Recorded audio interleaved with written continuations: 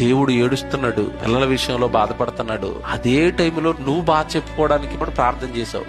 విన్నాడా వినలేదో చెప్పండి? విన్నాడండి.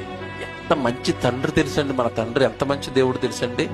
ఆయన అంత బాధలో ఉండి కూడా నాకు కష్టం వచ్చింది డాడీ అనగానే మనకు సాయం చేస్తాడండి. ఎంత మంచోడండి, ఎక్కడైనా ఉంటాడండి ఇలాంటి దేవుడు? ఏం మనసండి. ఆయన ఏడుస్తూనే వర్షాకాలం రప్పిస్తాడండి, ఆయన ఏడుస్తూనే శీతాకాలం రప్పిస్తాడండి, ఆయన ఏడుస్తూనే పంటలేస్తాడండి, ఆయన ఏడుస్తూనే మన కడుపును నింపుతున్నాడండి. ఆయన బాధపడుతూ నిన్ను సంతోషంగా పెట్టిన దేవుడు ఎక్కడైనా ఉన్నాడా?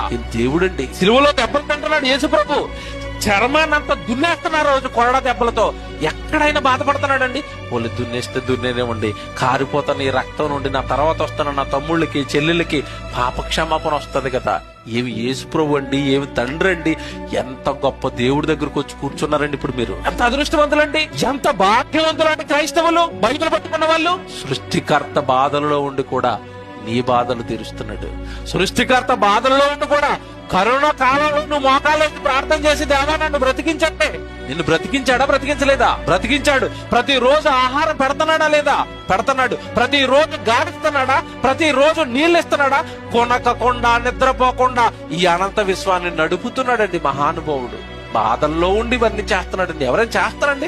బాధగా ఉన్నప్పుడు ఎవరైనా పని చేస్తారండి? అప్పుడప్పుడు చూడండి, అమ్మకి ఏదో వార్త తగులుతుంది, ఆవిడ